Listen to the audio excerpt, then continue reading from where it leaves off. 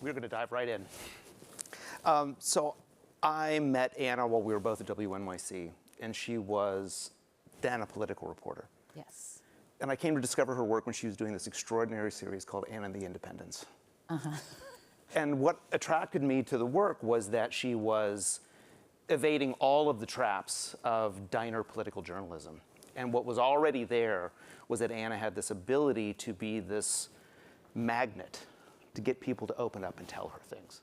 And that's what eventually showed up when she put herself into a pitch competition at WNYC and had an idea about a show that we should talk about all the things that we should be talking about but don't. And it became Death, Sex, and Money, which was launched in 2014, has since gone on to do 146 million downloads, which is profound, and primarily driven through listener support and ad dollars.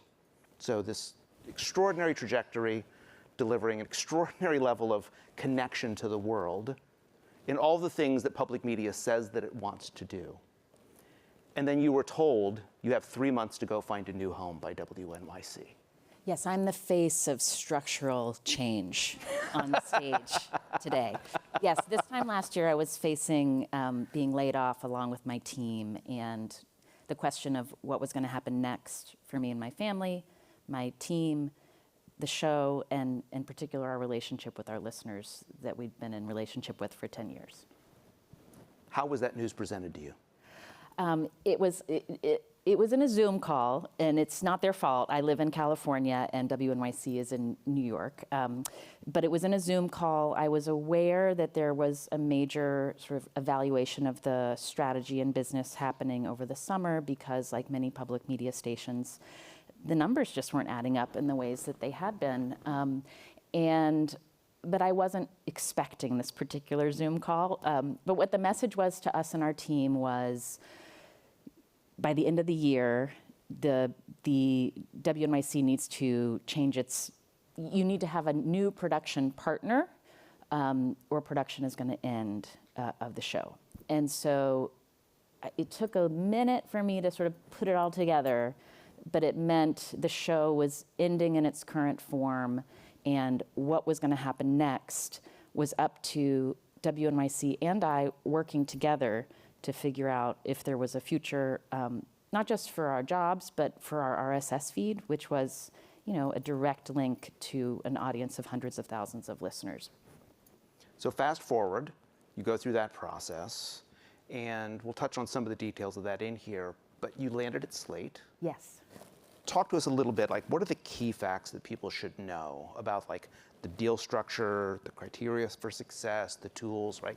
So you landed there, and now you've got a new world. You're skipping over a very interesting 3 months of speed dating that I did. Yeah, we're gonna get to the sex with some part. of you in the room. Yeah, right. There was death, sex, and money in this whole story. We're gonna get to all of it. I think that what I would say is, then I needed to educate myself about the current moment in the podcast business, because while I was very much in charge of editorial strategy and audience strategy at Death, Sex, and Money, I hadn't been part of the revenue conversation or the budget conversation, because like many journalism organizations, that was siloed on the business side. And so I was having my first Zoom calls and people were talking about GMs, and I was like, general manager? They're like, no, guaranteed minimum. I'm like, cool.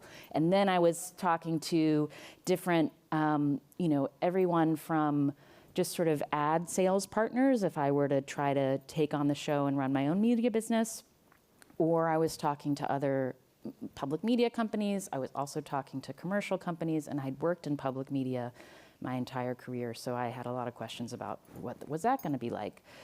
What was really attractive to me in my conversations with Slate, which for those of you who don't know is owned by Graham Holdings Company, which used to own the Washington Post, is it had this combination of really feeling like a business that knew how to do business. It was a legacy media company, and Slate itself was small enough that it felt startup-y and sort of like you could Slack the CEO a funny article and it was cool. Like our CEO shows up in Slack all the time. And I liked that combination.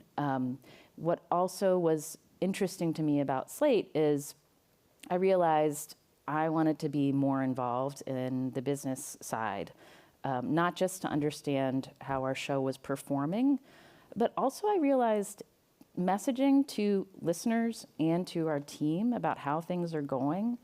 I kind of did it in the pledge drive pitch way of like, we really need your support to do more during all my years at WNYC, but I didn't really know. And I have found, I get, quarterly reports about the ad revenue, the member revenue, what we're spending, and it helps me set the tone for, the ambitions we can have if we're gonna go do a bunch of tapings, do reporting trips, or if we need to do more Zoom episodes this month to save money for the next quarter. And I really liked that, and I felt like it put us in a better position to be successful. And that was new for you. You have shared with me that you watched yourself transition into this new way of approaching the work as a media entrepreneur, or as an intrapreneur, as you like to talk about it. Yes, I discovered I'm an intrapreneur. And what I mean by that is I really thought, like, do I want to just start a media business? And like a lot of people I love in podcasting, partner with somebody, but run it on my own. And I love working inside a journalistic institution. I love editors, I love mentoring, I love being able to work with different parts of the organization alongside external collaborators, but I really like that. I believe in institutions, and I want to be a part of rebuilding trust in journalistic institutions. But not at the expense of feeling in the dark of how to do journalism that has impact and is sustainable, because it was not a great feeling to say to our listeners a year ago, I went in my backyard and did an Instagram video, and I said, I gotta tell you what's going on. This is a moment of uncertainty. We don't know what's happening, but we'll let you know. And I felt like I did that because it was in the spirit of our show. Our show is all about sort of facing uncertainty head on, that there are limits to our own individual control. But I also wanted to alert all the people that I wanted to have Zoom conversations with that I was available. But it was not a great feeling, because just a few months prior, we'd had a Zoom of Death, Sex, and Money sustaining members. And I remember one listener who said, but if you were really in trouble, would you tell us? And I was like, yeah, but I wasn't really in a position to do that. And I like being able to be a little bit more sure-footed about where we stand, particularly in this moment when so much is up in the air as far as the future of journalism. I think we take for granted the hyperkinetic change. It's like we've just kind of like baked all of that in without realizing the impact that it has on the makers, the leaders. So what did you really learn about yourself as a leader navigating the grief of that change? And how did you stay in yourself while you had to keep effective and keep attacking the situation? Yeah, I think the first thing to say is when you're laid off, it's embarrassing. Maybe others of you in the room have dealt with that. How do I want to message this on LinkedIn? How do I want to tell my listeners that this thing that they've bought into and that we've nurtured together for 10 years is getting cut? And I can remember the moment I was unloading the dishwasher and I thought, what if we have a funeral for the show? Like, we don't know if it's ending forever, but we know this era of the show is ending. And that made me feel really excited, because it was a way to gather together with listeners. We did it in New York City. We had some of our favorite guests over the years. Ellen Burstyn got on stage and read a Mary Oliver poem to start us out. It was really a funeral. I gave a eulogy. And it felt really in keeping with the spirit of the show. And also it was something for our team to do together to really honor the ending of what had been. And I think it set us up to kind of be able to lift our heads up for the next phase without kind of having this like backpack of grief and resentment about how things had ended, because the business realities had changed. And then what was really exciting is 4 months later, I got to do on stage here at KQED, we partnered with them, we hosted a revival, and Tony, Dwayne Wiggins was the band leader, which was really fun to do. So we got to kind of model for our audience of what it is to go through life change, and that when you get laid off in journalism, it doesn't mean that you're bad at your job. It doesn't mean your work wasn't meaningful. it means that the economics have changed. And I think in this next era at Slate, it allows me to even be more, when I'm asking you to join Slate Plus because member dollars matter alongside the ad revenue, like they know it's real. And it's not just something that hopefully that they just breeze past because things are going away. We know that. So 2 quick questions before we run out of time. Unfortunately, we've got to skip over the sex part. Oh, so we're gonna. I'll be here after. We'll do that in the hallway afterwards. Okay. Yeah. Let's talk about the money part. Yes. Right. So, what do you wish that you had learned before all of this started, especially about power dynamics? Power dynamics, interesting. I feel like it's weird when you have a host-driven show where the business side is other people run that, right? Like, so a lot of the Zoom dates that I did, the inquiries were incoming to me, and then I had to say to WNYC, hang on, what was our budget ad revenue last year? Like, how do I, talk about the business side?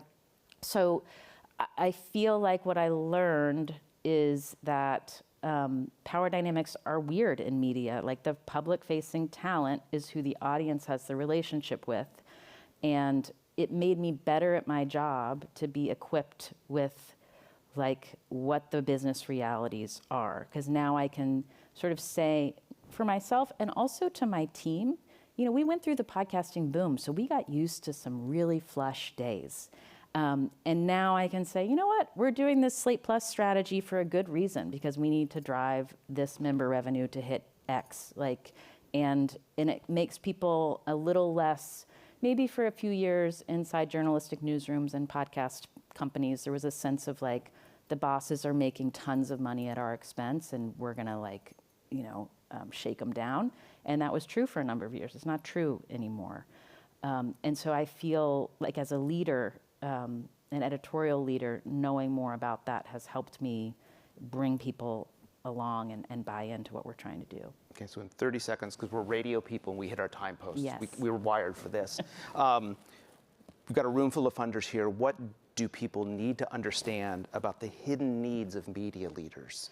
That's not really. I want to put in a pitch for funders really taking a look at media institutions and always-on programs. Like, we have built-in infrastructure and built-in audience. I think it can be very attractive for funders to look at the person who has the documentary idea or the pop-up series idea and an independent creator, and I love that those people get support. Partnering those with institutions and always-on shows is going to lead you to sort of bigger bang for your buck. It's not sexy always to look at an always-on show or a legacy institution, but that's how your money's going to matter. So let's have more of those conversations about how we can all collaborate. Anna, thanks a lot. Thank you for being here for this. We'll keep the conversations going. Coming up, we've got Glynn Washington next, who's going to be sharing his experiences on KQED's acquisition of Snap Judgment. Thank you.